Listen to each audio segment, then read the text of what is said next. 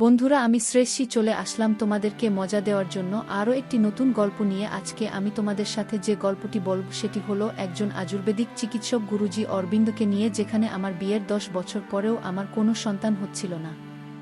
তারপর গুরুজি অরবিন্দবাবুর কাছে গেলে তিনি আমাকে কি এমন চিকিৎসা করেছিলেন আর কিভাবে বা চিকিৎসা করেছিলেন যার ফলে আমি সন্তানের মা হতে পেরেছিলাম, সেই রহস্যময় গল্পটাই আজকে তোমাদের সাথে আমি শেয়ার করতে যাচ্ছি। বন্ধুরা, গল্পটি অনেক মজার। আশা করি পুরো গল্পটা শুনলে তোমরা অনেক মজা পাবে। চলো তাহলে বন্ধুরা, কথা না বাড়িয়ে মূল গল্পে চলে যায়। বন্ধুরা, আমার জীবনটা ছিল রঙিন আর সুখে ভরা। 10 বছর আগে আমার স্বামী পৃথ্বীরাজের সাথে আমার জাঁকজমকপূর্ণ বিয়ে হয়। আমাদের বিয়েটা ছিল পারিবারিকভাবে ঘটা করে, দুই পরিবারের আনন্দ আর ভালোবাসায় মুখরিত। পৃথ্বীরাজ একজন সফল ব্যবসায়ী মানুষ হিসেবে অমায়িক আর যত্নশীল। আমরা দুজনে মিলে স্বপ্ন দেখতাম একটি পরিপূর্ণ সংসারের, যেখানে থাকবে আমাদের ছোট্ট সন্তানের হাসি আর কলকাকলি। কিন্তু জীবন সব সময় আমাদের পরিকল্পনা মেনে চলে না, তাই না? বিয়ের পর বছরগুলো কেটে যেতে লাগল, কিন্তু আমাদের সেই স্বপ্নের একটি অংশ পূরণ হচ্ছিল না। আমাদের কোনো সন্তান হচ্ছিল না। প্রথম কয়েক বছর আমরা ভেবেছিলাম সময়ের সাথে সাথে সব ঠিক হয়ে যাবে, কিন্তু 5 বছর, 7 বছর, তারপর 10 বছর পেরিয়ে গেল, আর আমাদের কোল আলো করে কোনো সন্তান এলো না। আমরা দুজনেই চেষ্টা করেছি, ডাক্তার দেখিয়েছি, নামিদামি হাসপাতালে গিয়েছি, কিন্তু কোনো ফল হয়নি। ডাক্তাররা শুধু বলতেন, ধৈর্য ধরুন, চেষ্টা চালিয়ে যান। কিন্তু সমাজের চোখ কি ধৈর্য ধরে? আমার শ্বশুর, শাশুড়ি, আত্মীয় স্বজন, এমনকি পাড়া প্রতিবেশীরাও আমাকে নানা কথা শোনাতে শুরু করল। শ্রেষ্ঠী, এত বছর হয়ে গেল, এখনও কিছু হলো না। বংশের মুখ রক্ষা করতে হবে না।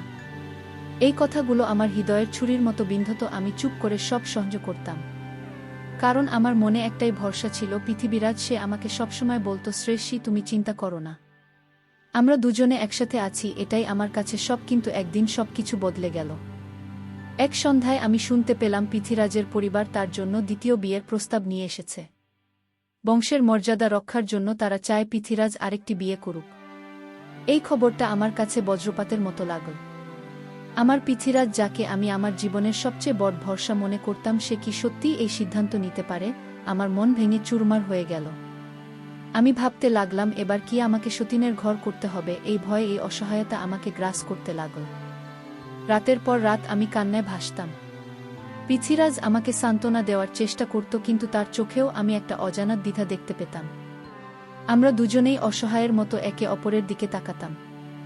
আমি ডাক্তার, কবিরাজ, এমনকি পূজাপাঠ সব কিছু করেও দেখলাম, কিন্তু কিছুতেই কাজ হচ্ছিল না। আমার মনে হচ্ছিল আমার জীবনটা যেন একটা অন্ধকার গুহায় হারিয়ে গেছে, যেখান থেকে বেরোনোর কোনো পথ নেই। এক রাতে আমি হতাশায় ভরা মনে ভগবানের কাছে প্রার্থনা করছিলাম। কখন যে ঘুমিয়ে পড়লাম জানি না। তখনই আমি একটি অদ্ভুত স্বপ্ন দেখলাম। একজন সাধু বেশী লোক, যার মুখে অদ্ভুত এক শান্তির ছাপ, আমাকে বললেন, শ্রেষ্ঠী, তুমি হাল ছেড়ে দিয়েছ কেন? তুমি যদি সঠিক পথে চলো, তাহলে ভগবান তোমার মনের আশা পূর্ণ করবেন।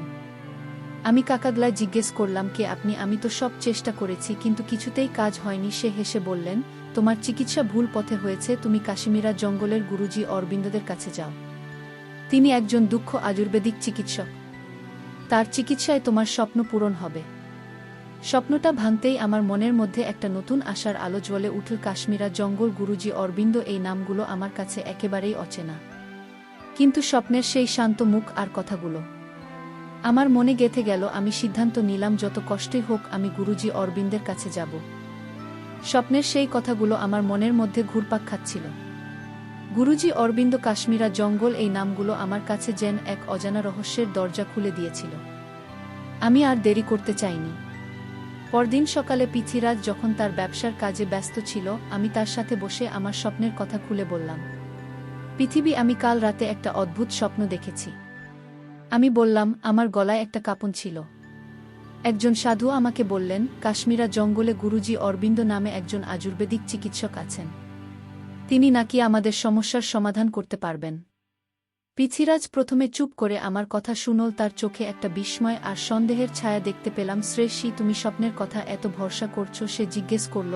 আমরা এত ডাক্তার দেখিয়েছি, কিছুই তো হয়নি। আর এই কাশ্মীরা জঙ্গল কোথায়? কে এই গুরুজি অরবিন্দ? আমরা কিভাবে নিশ্চিত হব যে এটা কোনো প্রতারণা নয়? তার কথাগুলো যুক্তিসঙ্গত ছিল, কিন্তু আমার মনের ভেতরে একটা অদ্ভুত বিশ্বাস জন্ম নিয়েছিল। আমি বললাম, পিথি, আমি জানি এটা অদ্ভুত শোনাচ্ছে, কিন্তু আমার মনে হচ্ছে এটা আমাদের শেষ আশা। আমরা অন্তত চেষ্টা করে দেখতে পারি। পৃথ্বীরাজ কিছুক্ষণ ভাবল, তারপর আমার হাত ধরে বলল, ঠিক আছে শ্রেষ্ঠী, তুমি যদি এতটা বিশ্বাস করো তাহলে আমি তোমার সাথে যাব, কিন্তু আমাদের সাবধানে এগোতে হবে। তার এই কথায় আমার মনটা একটু হালকা হলো। আমরা ঠিক করলাম যত তাড়াতাড়ি সম্ভব কাশ্মীরা জঙ্গলের উদ্দেশ্যে রওনা দেব। কিন্তু প্রথমে আমাদের জানতে হবে জঙ্গলটা ঠিক কোথায়। আর গুরুজি অরবিন্দকে আমরা আমাদের এক বন্ধু সৌম্যজিৎকে ফোন করলাম।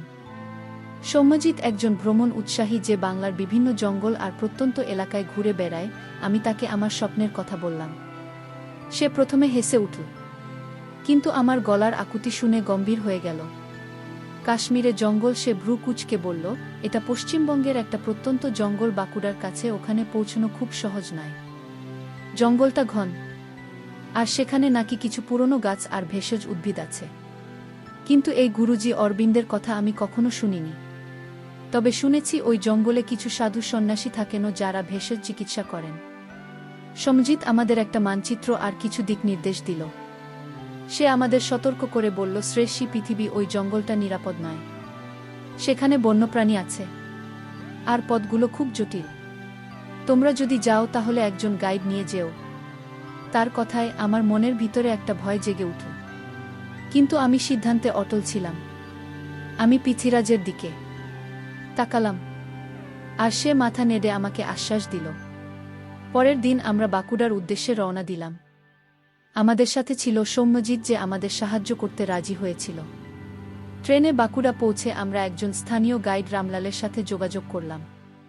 রামলাল বয়স্ক, কিন্তু জঙ্গলের পথ খাট তার নখদর্পণে। সে আমাদের বলল, কাশ্মীরা জঙ্গলে একজন সাধু থাকেন যিনি নাকি ভেষজ দিয়ে অসম্ভব লোক সারান, কিন্তু তাকে খুঁজে পাওয়া সহজ নয়। তিনি একটা পুরনো কুটিরে থাকেন। গাছপালায় ঘেরা আমরা জঙ্গলের পথে যাত্রা শুরু করলাম।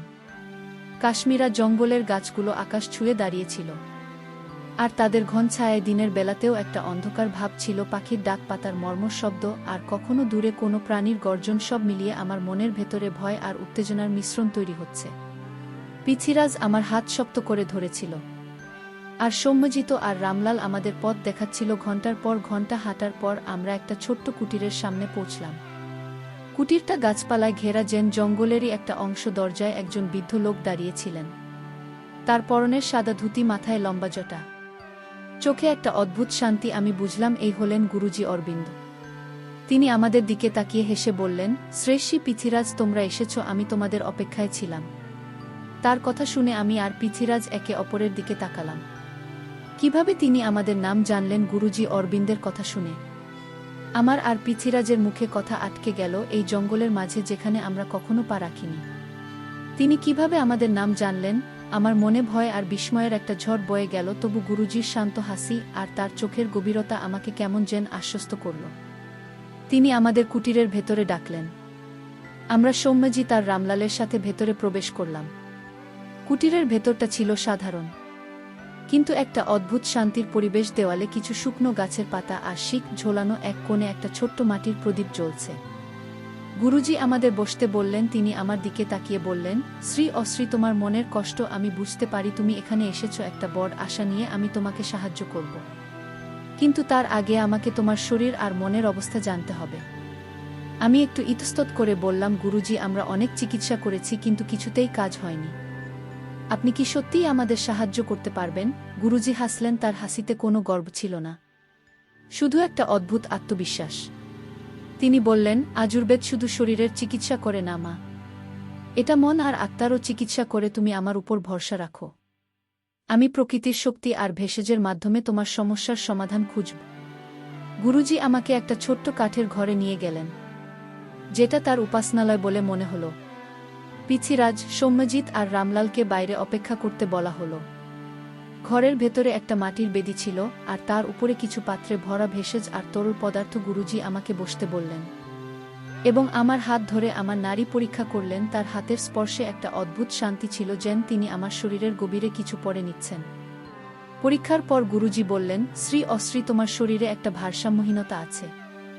এটা শুধু শারীরিক নয়, তোমার মনের চাপও এর একটা বড় কারণ। আমি তোমাকে একটা বিশেষ ভেষজ রস দিতে চাই। এটা তোমার শরীরকে প্রস্তুত করবে। পরবর্তী চিকিৎসার জন্য তিনি একটা মাটির পাত্র থেকে একটু সবুজ রঙের তরল বের করে আমাকে দিলেন। গন্ধটা ছিল তীব্র, কিন্তু অপ্রীতিকর নয়। আমি একটু ইতস্তত করে সেটা পান করলাম। রসটা পান করার কিছুক্ষণ পর আমার মাথা ঝিমঝিম করতে লাগল। আমার চোখের সামনে সবকিছু যেন একটু ঝাপসা হয়ে এল। আমি ভয় পেয়ে গেলাম, কিন্তু গুরুজির শান্ত গলা শুনতে পেলাম, ভয় পেও না মা। এটা তোমার শরীরের ভেতরের অশুদ্ধি দূর করছে। তুমি শান্ত থাকো। আমি চোখ বন্ধ করে শুয়ে পড়লাম।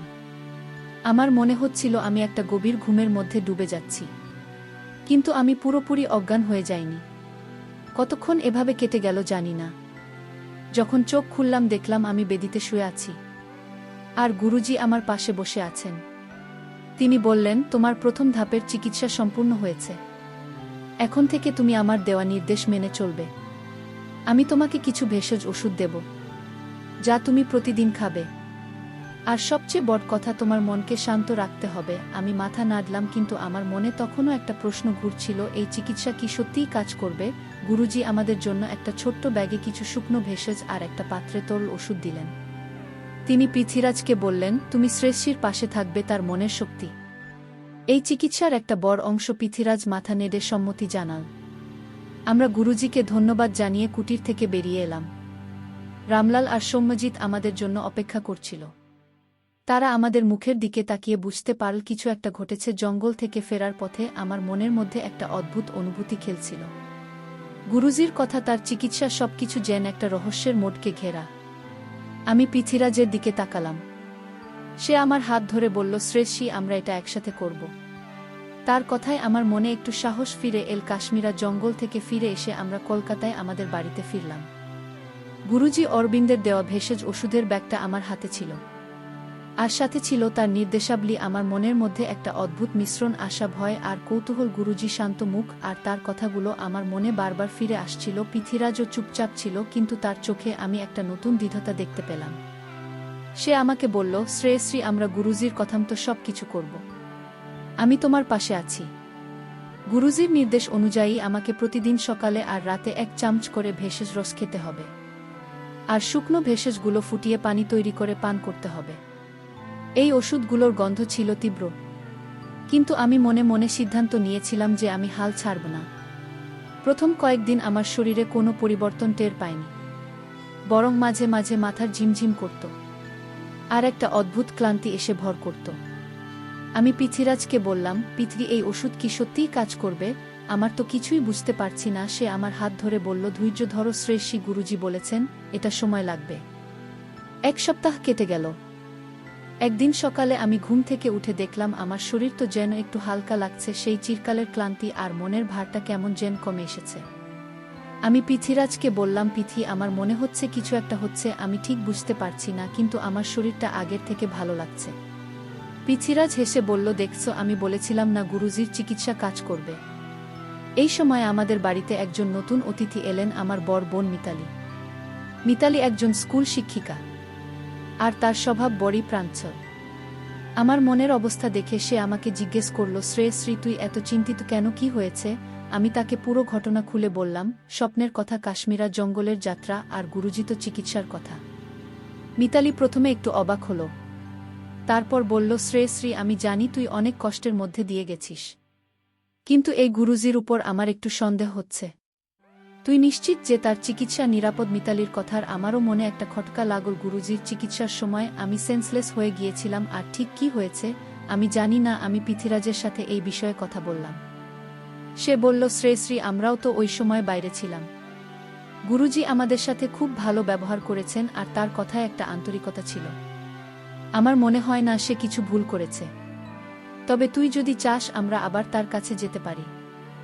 আরও বিস্তারিত জানতে মিতালির সন্দেহ আমার মনেও একটা প্রশ্ন জাগিয়ে দিল। আমি গুরুজির দেওয়া ওষুধ খাওয়া চালিয়ে গেলাম, কিন্তু আমার মনের কোণে একটা অস্থিরতা কাজ করছিল। 2 সপ্তাহ পর আমি হঠাৎ একটা পরিবর্তন লক্ষ্য করলাম। আমার শরীরে একটা নতুন শক্তি ফিরে আসছিল, আর আমার মনটা যেন আগের থেকে অনেক হালকা। আমি মিতালিকে বললাম, দিদি, আমার মনে হচ্ছে গুরুজির ওষুধ কাজ করছে। আমি আগের থেকে অনেক ভালো বোধ করছি। মিতালি হাসল, কিন্তু তার চোখে তখনও একটা সন্দেহ ছিল। সে বলল, শ্রেয়সী, আমি খুশি যে তুই ভালো বোধ করছিস, কিন্তু আমার মনে হয় তুই একবার ডাক্তারের কাছে চেক আপ করে নে। শুধু নিশ্চিত হওয়ার জন্য আমি তার কথায় রাজি হলাম।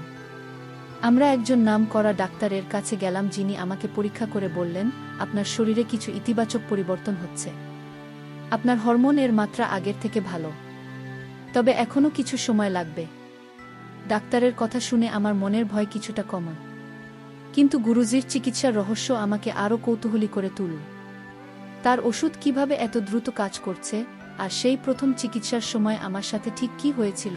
আমি পৃথ্বীরাজের সাথে আলোচনা করে ঠিক করলাম আমাদের আবার কাশ্মীরা জঙ্গলে ফিরে যেতে হবে। গুরুজির কাছে আরও কিছু প্রশ্নের উত্তর দরকার। আমরা সৌম্যজিৎ আর রামলালকে আবার ফোন করলাম। তারা দুজনেই আমাদের সাথে যেতে রাজি হলো। আমার মনে একটা উত্তেজনা কাজ করছিল। গুরুজির কাছে ঘিরে গিয়ে আমি কি জানতে পারব তার চিকিৎসার পেছনে কী রহস্য লুকিয়ে আছে, এই প্রশ্নটাই বারবার মনের মধ্যে ঘুরপাক খাচ্ছিল। কাশ্মীরা জঙ্গলের পথে আমরা আবার যাত্রা শুরু করলাম। এবার আমার মনের মধ্যে আসার পাশাপাশি একটা অস্থিরতা কাজ করছিল। গুরুজির ওষুধ আমার শরীরে ইতিবাচক পরিবর্তন আনছে, ডাক্তারও তা নিশ্চিত করেছেন, কিন্তু প্রথম চিকিৎসার সময় আমার সেই ঝাপসা অভিজ্ঞতা আমাকে ভাবিয়ে তুলছিল। আমি জানতে চাইছিলাম গুরুজি ঠিক কী করেছিলেন, আর তার চিকিৎসার পেছনে কী রহস্য আছে। পৃথ্বীরাজ আমার পাশে ছিল, তার হাত আমার হাতে শক্ত করে ধরা। সৌম্যজিৎ আর রামলাল ও আমাদের সাথে ছিলেন। তাদের চোখে কৌতূহল আর সতর্কতার মিশ্রণ। জঙ্গলের পথ এবারও ভয়ঙ্কর লাগছিল। গাছের ঘন ছায়া, দূরে প্রাণীর গর্জন আর পথের জটিল বাঁকগুলো আমার মনের উত্তেজনাকে আরও বাড়িয়ে দিচ্ছিল। রামলাল আমাদের আগের মধ্যেই পথ দেখাচ্ছিলেন। সে বলল, গুরুজির কুটিরে পৌঁছতে এবার একটু সময় লাগবে। বর্ষার কারণে পথটা কাদায় পিচ্ছিল হয়ে গেছে। আমরা সাবধানে এগিয়ে চললাম। আমার মনের মধ্যে শুধু একটাই প্রশ্ন, গুরুজি আমার সন্দেহের উত্তর দেবেন তো। অবশেষে আমরা কুটিরের সামনে পৌঁছালাম। গুরুজি অরবিন্দ দরজায় দাঁড়িয়ে ছিলেন যেন তিনি আমাদের আসার জন্য অপেক্ষা করছিলেন। তার মুখে সেই শান্ত হাসি, কিন্তু এবার আমি তার চোখে একটা গভীর গানের ছাপ দেখতে পেলাম। তিনি আমাদের ভেতরে ডাকলেন। কুটিরের ভেতরে সেই আগের মতোই শান্ত পরিবেশ, মাটির প্রদীপের মৃদু আলো আর ভেষজের তীব্র গন্ধ। আমরা বসতেই গুরুজি আমার দিকে তাকিয়ে বললেন, শ্রেয়শ্রী, তুমি আবার এসেছ। আমি জানতাম তুমি ফিরবে। তোমার মনে প্রশ্ন জমা হয়েছে, তাই না? আমি একটু ইতস্তত করে বললাম, গুরুজি, আপনার ওষুধ আমার শরীরে কাজ করছে। আমি ভালো বোধ করছি। ডাক্তারও বলেছেন আমার শরীরে পরিবর্তন হচ্ছে। কিন্তু প্রথম দিন আপনি যখন আমাকে চিকিৎসা করেছিলেন আমি সেন্সলেস হয়ে গিয়েছিলাম। আমি জানি না আপনি কি করেছিলেন। আমার মনে একটা ভয় কাজ করছে। আপনি কি আমাকে বলবেন সেদিন ঠিক কি হয়েছিল? গুরুজি হাসলেন, তার হাসিতে কোনো গোপনীয়তা ছিল না। তিনি বললেন, শ্রেয়শ্রী, তোমার আমি বুঝি তুমি যে রস পান করেছিলে সেটা ছিল একটি বিশেষ ভেষজ মিশ্রণ যা শরীরের গভীরে থাকা বিষাক্ত পদার্থ দূর করে। এটা তোমার শরীরকে শুদ্ধ করার জন্য প্রয়োজন ছিল। তুমি যখন ঝিমঝিম বোধ করছিলে তখন আমি তোমার নাড়ি পরীক্ষা করে তোমার শরীরের ভারসাম্য নির্ণয় করেছি। এটা আযুর্বেদের একটি প্রাচীন পদ্ধতি। তুমি ভয় পেও না, আমি কিছুই লুকোচ্ছি না। তার কথায় আমার মনটা একটু হালকা হলো। আমি জিজ্ঞেস করলাম, গুরুজি, আপনারই চিকিৎসা কি সত্যি আমার স্বপ্ন পূরণ করবে? আমি কি সত্যি মা হতে পারবো? গুরুজি চুপ করে আমার দিকে তাকিয়ে তারপর বললেন, শ্রেয়শ্রী, প্রকৃতির নিয়মে সব সম্ভব। তুমি যদি আমার নির্দেশ মেনে চলো আর তোমার মনকে শান্ত রাখো তাহলে তোমার আশা পূর্ণ হবে। তবে এই পথে ধৈর্য আর বিশ্বাস দরকার। গুরুজি আমাকে আরেকটি নতুন ভেষজ মিশ্রণ দিলেন। এবার তিনি বললেন, এই ওষুধ তোমার শরীরের শক্তি আরও বাড়াবে।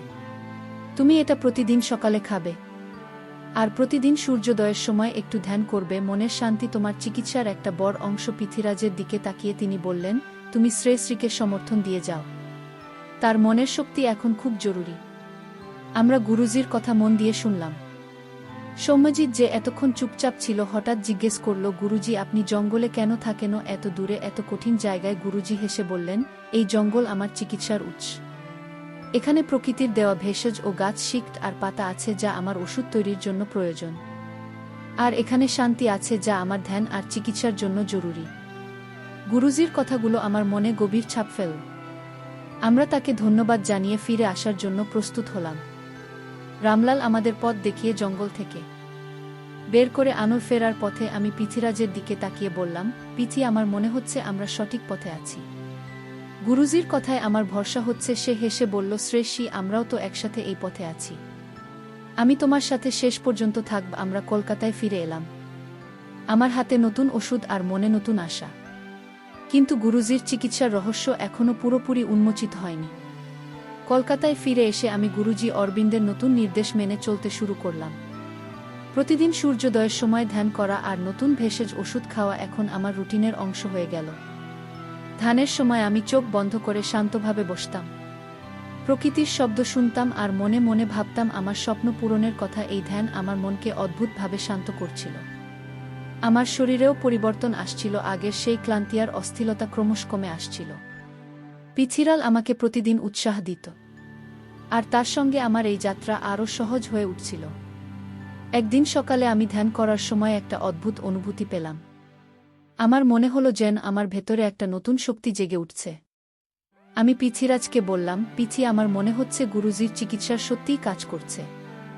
আমি আগের চেয়ে অনেক বেশি শক্তিশালী আর আশাবাদী বোধ করছি। পৃথিরাজ হেসে আমার হাত ধরে বলল, শ্রেষ্ঠী, আমি তোমার চোখে একটা নতুন আলো দেখতে পাচ্ছি। আমারও বিশ্বাস হচ্ছে আমরা সঠিক পথে আছি। এই সময় আমার বোন মিতালি আবার আমাদের বাড়িতে এল। সে আমার শারীরিক আর মানসিক পরিবর্তন দেখে অবাক হলো। শ্রেষ্ঠী, তুই সত্যিই অনেক ভালো আছিস, সে বলল। কিন্তু আমার এখন একটু সন্দেহ হচ্ছে, এই গুরুজি কিভাবে এত দ্রুত তোর শরীরে পরিবর্তন আনলেন? তুই কি নিশ্চিত যে এই ওষুধগুলো পুরোপুরি নিরাপদ? মিতালির কথায় আমার মনেও আবার একটা ছোট্ট প্রশ্ন জাগল। আমি গুরুজির উপর ভরসা করছিলাম, কিন্তু তার চিকিৎসার পেছনের বিজ্ঞান আমি বুঝতে পারছিলাম না। আমি ঠিক করলাম, আমি আরেকবার ডাক্তারের কাছে যাব। এবার আমরা আমাদের পারিবারিক ডাক্তার সেনের কাছে গেলাম। তিনি আমাকে আবার পরীক্ষা করলেন। পরীক্ষার পর তিনি হেসে বললেন, শ্রেষ্ঠী, আমি অবাক হয়েছি। তোমার শরীরের হরমোন এর মাত্রা আরও ভালো হয়েছে। যে ভারসাম্যহীনতার কথা আমরা আগে বলেছিলাম, সেটা অনেকটাই স্বাভাবিক হয়ে আসছে। তুমি যা করছো তা চালিয়ে যাও। ডাক্তারের কথা শুনে আমার মনের সন্দেহ অনেকটাই কেটে গেল। কিন্তু আমার মনে তখনও একটা প্রশ্ন ছিল, গুরুজির এই ভেষজ মিশ্রণে কি আছে যে এত দ্রুত কাজ করছে?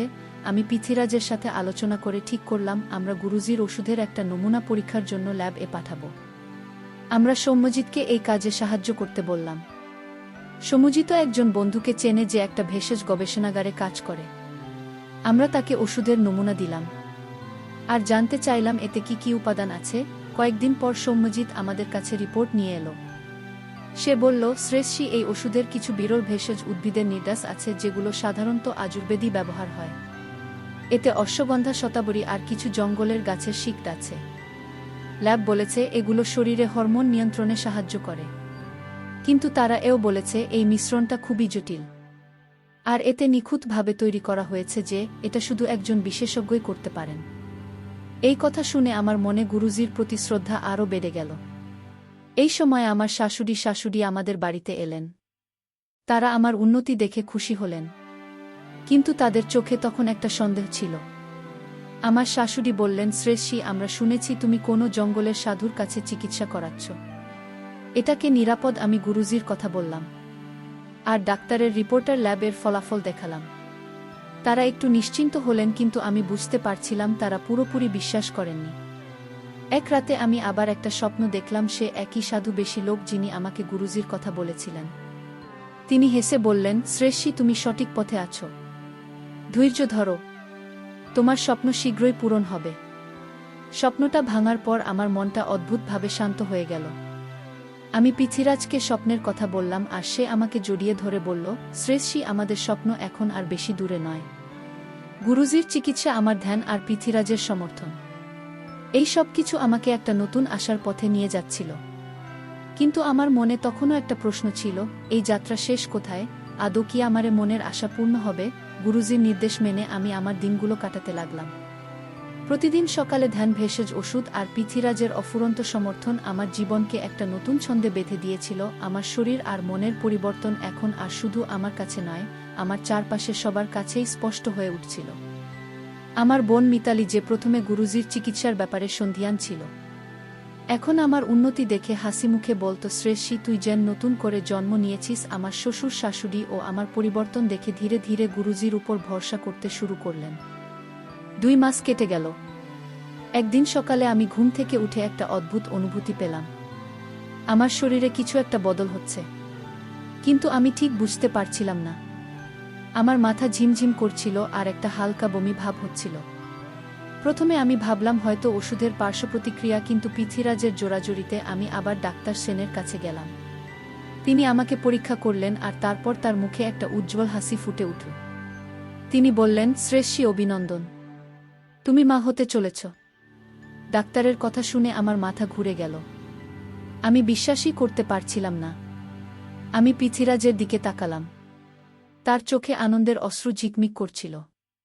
আমরা দুজনেই একে অপরকে জড়িয়ে ধরলাম। আমার মনে হচ্ছিল আমার বুকের ভেতর একটা পাখি আনন্দে ডানা ঝাপটাচ্ছে। আমি ভাবতেই পারিনি আমার এতদিনের স্বপ্ন এভাবে সত্যি হবে। আমরা বাড়ি ফিরে মিতালি আর আমার শ্বশুর শাশুড়িকে খবরটা দিলাম। পুরো বাড়ি আনন্দে মেতে উঠল। কিন্তু আমার মনের কোণে তখনও একটা প্রশ্ন ছিল, গুরুজি অরবিন্দের চিকিৎসা কিভাবে এত অল্প সময়ে এত বড় অসম্ভবকে সম্ভব করল। আমি পৃথ্বীরাজের সাথে আলোচনা করে ঠিক করলাম আমাদের গুরুজির কাছে আরেকবার যেতে হবে। এবার শুধু ধন্যবাদ জানানোর জন্য নয়, বরং তার চিকিৎসার রহস্য জানার জন্য। আমরা সৌম্যজিদার রামলালকে সাথে নিয়ে আবার কাশ্মীরা জঙ্গলের পথে রওনা দিলাম। জঙ্গলের পথ এবার আমার কাছে আগের মতো ভয়ঙ্কর লাগছিল না। আমার মনে একটা অদ্ভুত শান্তি আর আনন্দ ছিল। আমরা গুরুজির কুটিরে পৌঁছালাম। তিনি আগের মতোই দরজায় দাঁড়িয়েছিলেন, তার মুখে সেই পরিচিত শান্ত হাসি। আমি তাকে দেখি বুড়ে গিয়ে তার পায়ে হাত দিয়ে প্রণাম করলাম। আমি বললাম, গুরুজি, আপনার জন্যই আমার জীবনের সবচেয়ে বড় স্বপ্ন পূরণ হয়েছে। আমি মা হতে চলেছি, আমি আপনাকে কিভাবে ধন্যবাদ দেব? গুরুজি আমাকে উঠিয়ে বললেন, শ্রী, আমি শুধু প্রকৃতির মাধ্যমে তোমাকে সাহায্য করেছি। এই সাফল্য তোমার বিশ্বাস আর ধৈর্যের ফল। তুমি মনের শান্তি আর শরীরের ভারসাম্য ফিরিয়ে এনেছ, আর প্রকৃতি তার কাজ করেছে। আমি জিজ্ঞেস করলাম, গুরুজি, আপনার রসনে কি ছিল? কিভাবে এটা এত দ্রুত কাজ করল? তিনি হেসে বললেন, আমার ওষুধের কোনো জাদু নেই মা, এটা কাশ্মীরের জঙ্গলের বিরল ভেষজ গাছ। আর আমার বছরের পর বছর ধরে সাধনার ফল। আমি প্রকৃতির শক্তিকে ব্যবহার করি আর সাথে মনের শক্তিকে জাগ্রত করি। তোমার মন যখন শান্ত হলো আর শরীর যখন প্রস্তুত হলো, তখনই ফল পাওয়া সম্ভব হয়েছে। তার কথা আমার মনে আর কোনো প্রশ্ন রইল না। আমরা গুরুজিকে ধন্যবাদ জানিয়ে ফিরে আসলাম। ফেরার পথে পৃথ্বীরাজ আমার হাত ধরে বলল, শ্রেষ্ঠী, আমাদের জীবন এখন পূর্ণ হতে চলেছে। তুমি আমাকে সবচেয়ে বড় উপহার দিয়েছ। আমি হেসে বললাম, পৃথ্বী, এটা শুধু আমার নয়, আমাদের দুজনের বিজয়। আর গুরুজির সাহায্য ছাড়া এটা সম্ভব হতো না। কলকাতায় ফিরে এসে আমার জীবন যেন এক নতুন রঙে ডাঙিয়ে উঠল। গুরুজি অরবিন্দের চিকিৎসা, আমার ধৈর্য আর পৃথ্বীরাজের অটল সমর্থন আমাকে আমার জীবনের সবচেয়ে বড় স্বপ্নের কাছে পৌঁছে দিয়েছিল। আমি মা হতে চলেছি, এই খবর আমাদের পরিবারে আনন্দের ঢেউ তুলল। আমার শ্বশুর শাশুড়ি, যারা একসময় আমার উপর হতাশ হয়েছিলেন, এখন আমাকে স্নেহে ভরিয়ে দিচ্ছিলেন। মিতালি আমাকে জড়িয়ে ধরে বলল, শ্রেষ্ঠী, তুই আমাদের গর্ব। তুই যে এতটা লড়াই করেছিস, এটা সত্যিই অবিশ্বাস্য। মাসগুলো কেটে যেতে লাগল। আমি গুরুজির নির্দেশ মেনে ওষুধ খাওয়া আর ধ্যান চালিয়ে গেলাম। ডাক্তার সেনের তত্ত্বাবধানে আমার নিয়মিত চেক আপ চলছিল। প্রতিটি পরীক্ষায় ডাক্তার আমাকে আশ্বস্ত করছিলেন যে আমার শরীর আর আমার সন্তান পুরোপুরি সুস্থ। পৃথিকাজ আমার পাশে ছায়ার মতো থাকত। সে আমার খাবার, বিশ্রাম আর মনের শান্তির দিকে খেয়াল রাখত। আমাদের বাড়িতে এখন হাসি আর আশার আলো ছড়িয়ে পড়ছিল। একদিন সকালে আমি আমার বাড়ির ছাদে বসে ধ্যান করছিলাম। সূর্যোদয়ের লাল আভা আর পাখির কিচিরমিচির শব্দ আমার মনকে শান্ত করছিল। হঠাৎ আমার মনে সেই স্বপ্নের সাধুবেশী লোকটির কথা মনে পড়ল, যিনি আমাকে গুরুজির কথা বলেছিলেন। আমি মনে মনে তাকে ধন্যবাদ দিলাম। আমার মনে হচ্ছিল যেন কোনো অদৃশ্য শক্তি আমাকে এই পথে পরিচালিত করেছে। গুরুজির কথা, তার শান্ত হাসি আর তার ভেষজ চিকিৎসা আমার জীবনের একটা অলৌকিক অধ্যায় হয়ে থাকবে। অবশেষে 9 মাস পর আমাদের কোল আলো করে একটি পুত্র সন্তান জন্ম নিল। আমরা তার নাম রাখলাম আরব, যার অর্থ শান্তি আর আলো। আরবকে প্রথমবার কোলে নেওয়ার মুহূর্তটা আমার জীবনের সবচেয়ে স্মরণীয় মুহূর্ত। পৃথ্বীরাজের চোখে অশ্রু আর হাসি একসাথে ঝলমল করছিল আমাদের পরিবারে। এখন শুধু আনন্দ আর ভালোবাসা। আমার শ্বশুর শাশুড়ি আরবকে দেখে বললেন, শ্রেষ্ঠী, তুমি আমাদের বংশের মুখ উজ্জ্বল করেছ। আমি আর পৃথ্বীরাজ ঠিক করলাম, আমরা আরবকে নিয়ে গুরুজির কাছে যাব। আমরা চাইছিলাম আরবের জন্য তার আশীর্বাদ নিতে। আমরা আবার কাশিরা জঙ্গলের পথে রওনা দিলাম। এবার আমাদের সাথে ছিল আমাদের ছোট্ট আরব জঙ্গলের পথ। এখন আর ভয়ের নয়, বরং একটা পবিত্র যাত্রার মতো লাগছিল। গুরুজির কুটিরে পৌঁছে আমরা তাকে আরবের সাথে পরিচয় করিয়ে দিলাম। গুরুজি আরবকে কোলে নিয়ে হাসলেন আর বললেন, শ্রেষ্ঠী পৃথিরাজ, এই শিশু তোমাদের ভালোবাসার বিশ্বাসের ফল, তাকে ভালোবাসার শান্তির মধ্যে বট করো। গুরুজির কথা শুনে আমার চোখ ভিজে গেল। আমি তাকে বললাম, গুরুজি, আপনার জন্যই আমরা এই আনন্দ পেয়েছি। আপনার চিকিৎসার আশীর্বাদ আমাদের জীবন বদলে দিয়েছে। এসে বললেন, আমি শুধু প্রকৃতির দূত। তোমাদের বিশ্বাস আর ধৈর্যই অলৌকিক ফল এনেছে। গল্পের সমাপ্তিতে বন্ধুরা, আমি তোমাদেরকে বলতে চাই, জীবনে যত বড় বাধাই আসুক, বিশ্বাস আর ধৈর্য থাকলে সব অসম্ভব সম্ভব হয়ে ওঠে। গুরুজি অরবিন্দ আমাকে শুধু মা হওয়ারই সুযোগ দেননি, তিনি আমাকে জীবনের প্রতি এক নতুন দৃষ্টিভঙ্গি দিয়েছেন। প্রকৃতির শক্তি, মনের শান্তি আর প্রিয়জনের সমর্থন, এই তিনটা জিনিস যে কোনো অলৌকিক ঘটনার চাবিকাঠি। আমার এই গল্প তোমাদেরও মনে করিয়ে দেবে যে কখনো হাল ছেড়ে দেওয়া উচিত নয়। আশার বিশ্বাসের পথে চললে একদিন না একদিন তোমার স্বপ্ন পূরণ হবে।